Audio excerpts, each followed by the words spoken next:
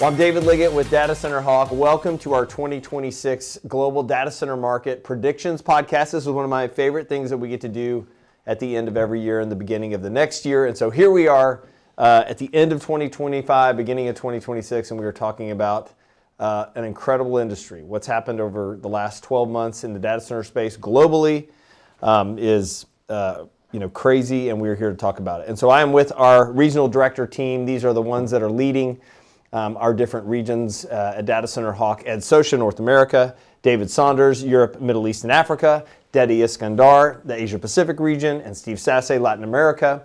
And they are experts. In fact, these gentlemen have traveled probably more over the last year than they ever have in their life related to going to data center markets, touring facilities, talking to people in the space so that we can deliver on the ground market intelligence back to the market. So let's do this, Ed. Let's start in North America. And maybe for our audience, I'd love for you all just to provide a quick recap, maybe 1 to 2 minutes on what happened this year in your region and what were the main themes that took place.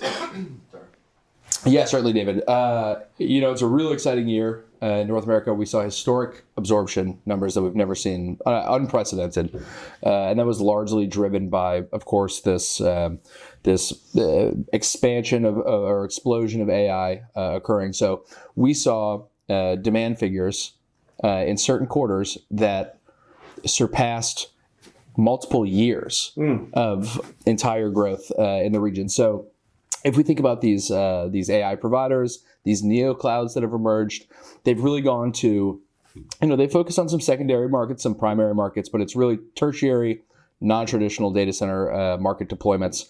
So think the middle of North Dakota, or Wyoming, or Missouri, or these regions where historically we haven't been proximate to a major metro, but this is where the demand is happening. At the same time, I think that over the last couple of years, a lot of these smaller enterprises have been sort of shut out by the larger guys. And we're starting to see kind of a resurgence of that enterprise business where people say, hey, we don't want to do a gigawatt. We don't want to do 2 gigawatts. We need 20 to 50 megawatts. So I think the industry is still very diversified in that regard, but it's all about power. Yeah. It's all about the network and, what tenants are you serving? Yep, thanks, Ed. David Sandars, are you seeing, from a geographical perspective over the last year, similar trends in the European market, or what's that been like? Geographically, the absorption, the leases have been across the board, really. So Nordics, north of Europe has seen a lot of activity this year, a lot of new market entrants looking to get into the industry and develop data centers, and a lot of activity, kind of echoing what Ed just said, from neo cloud operators looking to establish themselves. They like the Nordics, the cost of capacity is slightly cheaper. The cost of energy is a lot cheaper than the rest of Europe, and so that's very attractive to startup businesses that need a lot of capacity. Similarly, we've seen a lot of activity in the south. I think this time last year I said Lisbon would be an interesting market to watch. It's grown by 90% this year. Wow. From a very sort of small beginning, but still, there it is. It's getting bigger and bigger, and the rest of Portugal is kind of seeing that spread of capacity and interest from the data center industry as well.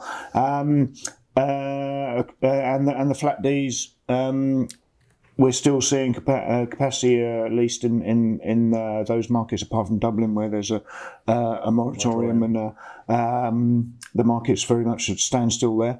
But the other traditional strong markets, the big markets in Europe, are still growing.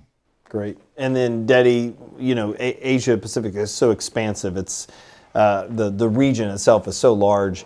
When you look back at 2025, what were some of the major themes that you saw across the region? Sure. I think maybe to put a step back, this market has been actually growing close to double since 2023. So just in just 2 years time frames. In 2023, we are at a 5 gigawatt level across the Asia Pacific market, and now we are at 10 gigawatt levels, right? It's no longer, I think during the day people were talking about the market cross a gigawatt, 2 gigawatt. Now we are at 10 gigawatt levels, right? So that really changed the perspective about how people see the region itself. In terms of some of the key markets that we've seen, I think Japan's as well as the Southeast Asia, there are a lot of the colo leases are driven by the Chinese hyperscalers, which is replaced some of the US hyperscalers, which is shifted their focus into build-to-suits or the self-built kind of schemes, right? We've seen in Australia, the sovereigns, I would say AI and sovereigns cloud is one of the key themes that has been announced many and many times about how do they wanted to make sure that the cloud stays within the country itself. Other than that, India has been evolved from a niche, developing DC markets into one of the most gigantic markets in Asia, right? And I think in the next 1 or 2 years, so it's very near, that it might eclipse Tokyo's market, which is one of the largest markets right now. Absolutely. Yeah, and we just brought on India data, in the last year, so it's been interesting to watch that market grow and take place. Steve, if you recap 2025 in Latin America for our listeners, what are the themes they need to be aware of? What took place? Sure. So for Latin America, 2025 was kind of a strange year. 24 had double the 23 capacity. I think we probably grew at about 50% in 25. Most of that is similar to what Dedi said about Asia Pac. The U.S. clouds kind of put the brakes on in Latin America. They're more focused on the U.S. But 2025 was the year of the Chinese cloud in Latin America. Okay, interesting. So, all four, Tencent, Alibaba, ByteDance, Huawei, they've all expanded in Mexico, Brazil, Chile, Peru. So, that was good growth for the region. What we're seeing in Latin America now is there was some growth in Brazil, Mexico, Chile, but not what we had the previous year. Everybody's kind of preparing themselves for 2026. They're kind of courting the U.S. clouds because they know that they're going to have to make decisions. Every country is trying to put themselves in front of them and say, hey, we have the most renewable energy, and most countries have above 70, 80%, 90% renewables. Cheap energy costs as well. Brazil and Argentina has 5 to 7 cents per kilowatt hour. Northern Mexico is trying to, I've had several people reach out to me saying that they want to build in Northern Mexico to support the U.S. They know that some of these markets in the Southwest are having some issues with either water or power. And so they believe that if they can build across the board, they can support the Southwest part of the U.S. AI developments. So it's going to be an interesting year. Everybody's just preparing themselves for the AI movement into the region. Sure, makes sense. Well, this is one of my favorite parts of the year because we talk about what we predict will happen in 2026. And it's, this industry is, at a granular level, it's hard to predict because there are definitely like nuances to our space. But at a larger level, it's easier to predict as it relates to, the growth that I think all believe will take place, the demand that continues to be strong region to region.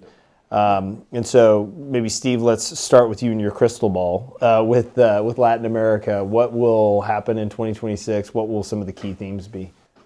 Yeah, so LATAM grew, the plant capacity grew by more than 1 gigawatt this year. So across the region. Yeah. I mean, mostly Brazil. Yeah. Brazil right now has secondary and tertiary markets. Fortaleza, they announced a 250 megawatt deployment there for a Chinese customer. Sao Paulo continues to grow. Campinas continues to grow. There's the potential there for the AI cities in Porto Alegre by Scala and Rio by Elea. So it's going to continue growing. It's still going to be the biggest markets. But, I remember at a conference 2 years ago, somebody said, who do you think will be the second largest market in the region? And at the time I said Argentina. Okay. Now, why did you say that, Steve? I'm a little biased there, but sure. People kind of laughed at that. Sure. But what's interesting is obviously what, the announcement of OpenAI, with the political changes that are happening there. I don't know if the OpenAI will happen. I think it was more political, but we've been hearing rumors about there's a data center provider that's looking into a 1 gigawatt campus there. Okay. They have a lot of things going there for lower cost of energy, lower cost of land, renewables. They don't pay import tariffs because they have zona francas, which are tax-free zones. So that's an interesting one. Then Brazil right now, they're about to pass a provisional measure called Renata, which basically lowers the import taxes from 55% to 2% for GPU chips and so forth. So it's going to make it's sort of the last barrier, I would say, in Brazil. They have renewable energy, they have cheap energy. There's incentives. Now they've lowered the tariffs. So Brazil is positioning themselves to be sort of the first landing point for AI coming into the region. And why is, for those that don't know about Latin America as much, but why has Brazil been kind of the largest market there, and why has most of the data center activity over the last probably 5 years been focused more there than other places? And they're the most mature market. The hyperscalers entered that market more than 10 years ago. Even though they didn't do self-builds, they leased capacity. Now they're starting to do self-build, but it is the largest economy. Just to give you an state of Sao Paulo is 40% of the whole Latin American economic base. So it is a huge market. And right now they were one of the first ones to pass these incentives. Their association there, ABEC, has done a lot of work with the government. They know that the digital infrastructure is the future for Brazil. So it's going to be interesting what happens. But politics may play a part in this. Some countries there have left-leaning governments, others have more right-leaning governments. So we'll see how that influences the decisions of the hyperscalers. Love it. Okay, thank you, Steve. Dedi, let's talk about APAC. I mean, if you think about 2026, from a geographic standpoint, from a growth standpoint, all those things, what are the themes and trends and predictions that you would make on the region? Sure. In 2026, I think we will have a lot more new beams of data centers. In this case, beams, what I mean is I would say countries where the capacity usage is really out of the 1 gigawatt level, right? And maybe we talk about cities, not countries even, right? Initially, it was Japan and Australia where most of the markets are growing at the fast levels, and really they are the pendulums of the growth, right? But right now, Southeast Asia, especially in places like Johor, suddenly shoot up to become a 2 gigawatts level kind of a market size. The India's, I think just a 2 or 3 market is already 2.3 gigawatts levels. So it started to spread, and what we've seen is that because of the power constraints issue in the tier 1 markets, that pushes similarly to LATAM, where the tier 2 markets started to develop in a very rapid scales. So that's the trends. The other trends is the governments obviously in emerging markets, they started to realize the importance of data centers and how the data centers brings, injected the economies in that country. So they put a lot of red carpets to data center operators, to hyperscalers, to basically bring business to their countries. And this has been, used by the model of the ByteDance. When they grow in the tier 2 markets, in the emerging markets, they put quite a number of 100 megawatts leases, which we never unheard of before in the Asia Pacific market. They put in Indonesia, Thailand, in Malaysia, right? And obviously in India, we just hear about the Googles are basically planning a $5 billion in the states of Chennai. So that's really unheard of in the previous years. Yeah. And, if someone's thinking, I mean, you've been to more markets over there in the last probably 3 or 4 months than maybe ever before. But if you think about some of those like secondary markets that might lead the pack next year, what would those be? Like, is it the growth in Chennai that you think would be the number one, or is it other spots? Where would be the top spots? Melbourne's in Australia. I think that will be a next hotspots market for the Pacific regions. The Chennai in India, next hotspots. Thailand, in this case Bangkok, it's also one of the hotspot area, and of course in Vietnam. Vietnam is another candidate for the new hotspots for Asia Pacifics. Love it. Okay, that's great. Thank you. You heard it here first from Dedi on the areas that will grow in APAC. So David, let's talk about, you mentioned some of that secondary market growth, but from a prediction standpoint for next year, if you think about demand trajectory, where the developments will occur, challenges that are coming? What should people expect in Europe and the Middle East? Well, a market I'm really interested in watching over the next 12 months is going to be Zaragoza in Spain. At the moment, Amazon have some self-built capacity around that city. There are a lot of very big names in the data center industry have got planned capacity sites that they've earmarked where they could develop data centers. That if those projects start to move into construction this time next year, December, end of the year next year, would be very interesting to see what the shape of the market is there.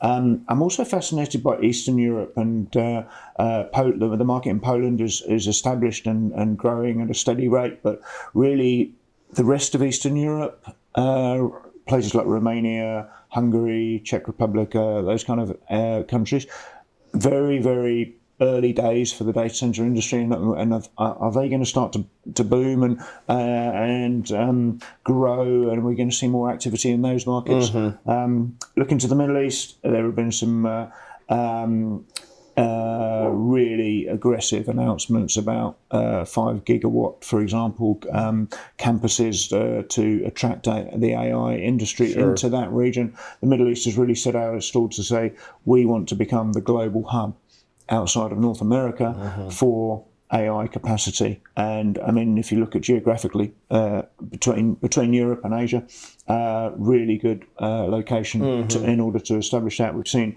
other countries, so South Korea, starting to look at investing in projects in the Middle East in order to develop capacity there to support the development of their AI businesses and other tech industries.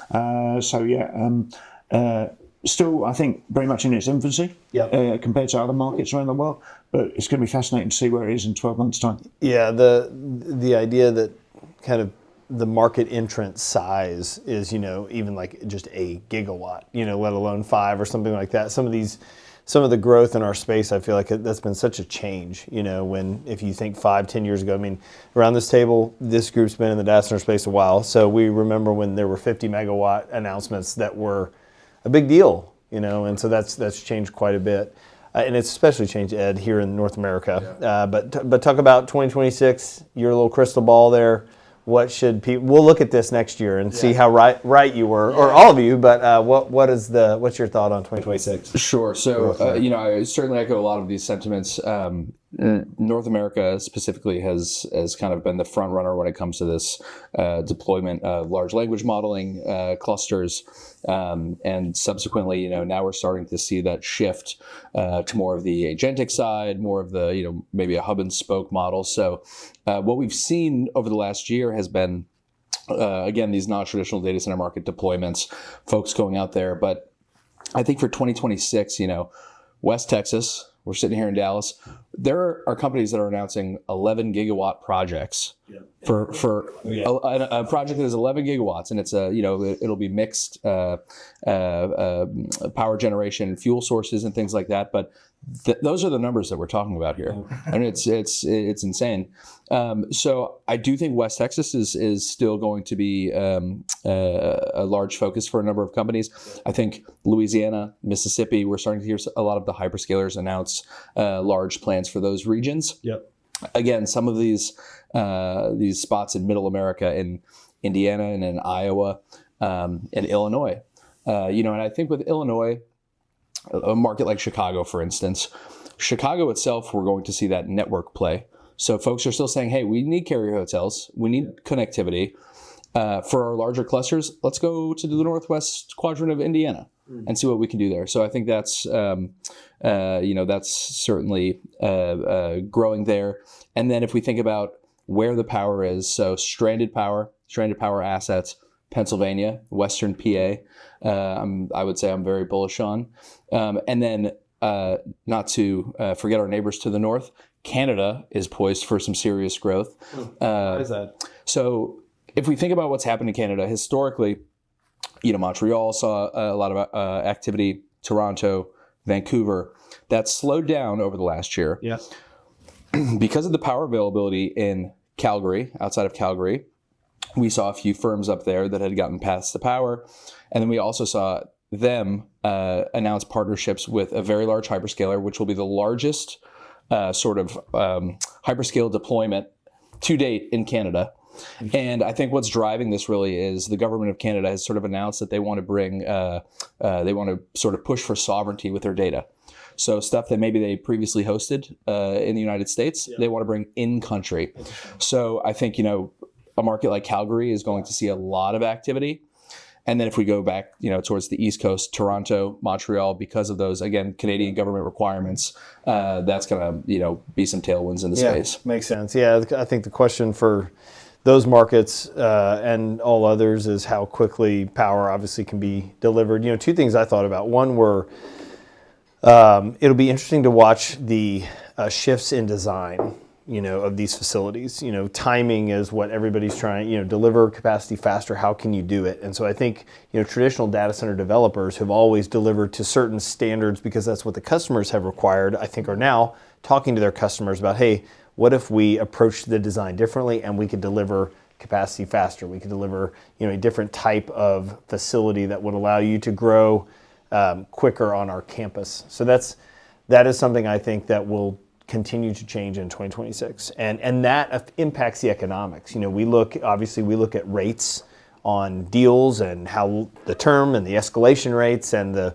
sometimes these deals are yield on cost, and so we're trying to figure out how those rates are shifting. But the reality is, the product is changing. So I think paying attention.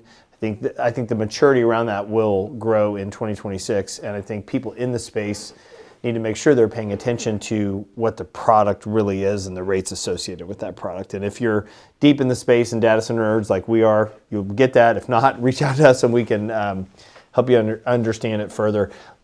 Let's do this kind of region by region. This doesn't have to be deep dives, but just give if somebody wants to understand the AI depth of the market, how are AI requirements going to your region? Are they small, medium, or large? Are they? Is that an easy thing to accommodate today or a hard thing to accommodate? Maybe Ed, we'll start with you, but what's that like in North America? Yeah, North America is again leading the charge with AI. I think it's you need to understand the sort of delineation between the large language modeling that's been taking place, which are these massive campuses that can be in the middle of nowhere. I say that. Yeah. Obviously, there's some network sensitivities there, but they don't need to be, again, proximate to a major metro. So I think kind of where that's going is, I think we're going to see more intentionally planned campuses instead of folks saying, hey, let's put one here and let's buy a piece of land here and here. They're going to master plan more areas, and that's because of the power. That's because of some of the NIMBYism and the pushback from the community. It's to maybe mitigate some of the backlash regarding their resource usage and be cognizant of resource constraints.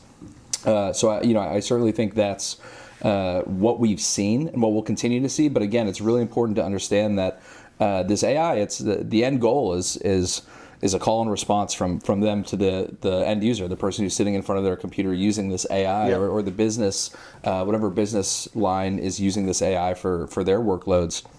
And so we're going to see a shift towards that, more of the user side versus just the training. Yeah. It's that AGI, it's that... let's use the word edge.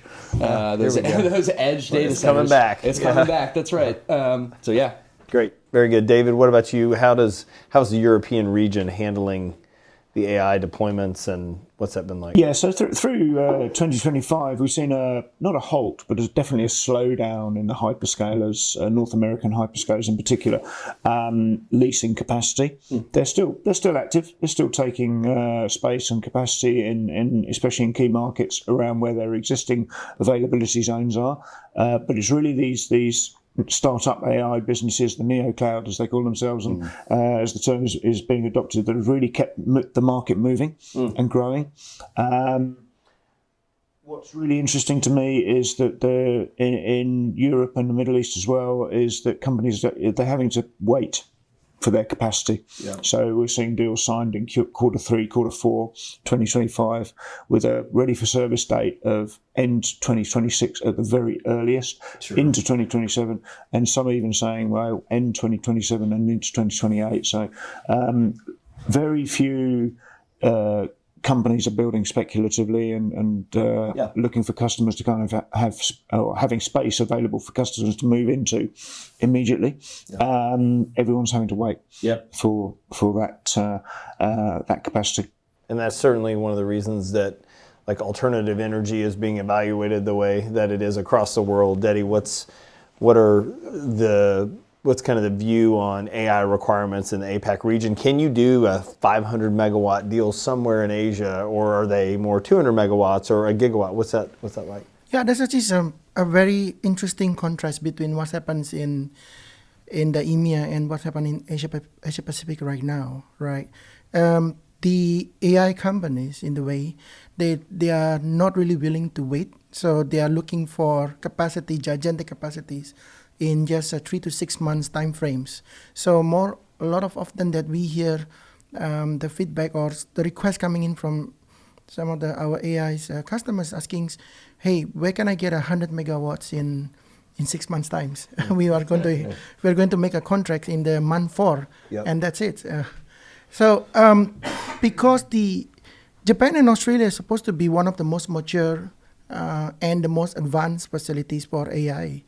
Australia is still, I would say, is leading the pack in this case. Many of the Western-based AI companies coming into Australia and committing 200 megawatts, 270 megawatts, 300 megawatts contracts. So it's a contract lease to be delivered in about 6 to 7 months' time. Mm-hmm. And this can happen in locations like Perth, which is the Western Australia, location like Melbourne and the Western Sydney's. For Japan, unfortunately, there are power glut situations. The next available power can only happen in the next 9 to 10 years, and I don't think people can wait that long. Yeah. So the AI companies actually move a lot into tier 2 markets, and when they move to a tier 2 market, that press down the pricings in the tier 2 markets. Now the AI are competing against I would say the legacy hyperscalers in the tier 2 market. The legacy hyperscalers are also increasing their capacities in the tier 2 markets, and that brings down, I would say, the pricing overall in the tier 2 markets. Got it. Steve, what about Latin America? What does that look like from an AI perspective? Yeah, I mean, I think it's going to depend on, as I said earlier, the politics, right? Some markets like Mexico, they want to attract AI companies. Obviously, they have the proximity to the U.S., but the current administration is trying to pass certain laws. So for like right now, there's a law going through the Congress called Ley de Aguas, which is basically how you use your water. And they're going to limit industrial use of water, which I think if that passes is going to impact data center development, right? Sure. Obviously, they have the power constraints in Querétaro. So all that will determine if that law goes through. Is going to determine if somebody goes and builds a big AI data center in Mexico, right? Yeah. But on the flip side to that, Argentina, you have one of the largest deposits for natural gas has been discovered in the southern part of Argentina, which I think is part of why the OpenAI announced that. I'm sure they still need to develop that, and they need to put the infrastructure to get that gas out of the ground. But I think something similar that has happened in Western Texas, obviously the natural gas, producing gas, electricity with gas, natural gas, could happen in Argentina, and that could attract some of these companies because you could produce gas for, electricity for 4 or 5 cents a kilowatt hour using that local gas. Yeah. So Argentina, I think, eventually, if they figure things out and the infrastructure's there for that to tap that into that, we'll have some growth. Yeah. And then Brazil, like I mentioned earlier, Brazil right now is positioning themselves. They've done everything right. I think they're just waiting for this last law, which will pass in the next 2 weeks and provisionally. And what I've been told by the president of the association there is once this law goes in gets passed, there's companies already that are ready to commit to 200 to 300 megawatts of capacity. Love it. Well, gentlemen, thank you for your insights, thoughts, opinions, and predictions. We'll all meet here next year at this exact moment, and we'll figure out how right you were. No, it's really fun to obviously get your thoughts, and I know the industry appreciates it. If you are joining us for the first time, datacenterHawk.com is our website. You can subscribe. We obviously are out in the market consistently throughout the year. We'd love to connect with you, so please obviously reach out through our website, or if you know one of these gentlemen, feel free to reach out to them as well. But thank you for watching, thank you for listening, and we look forward to you joining us next time.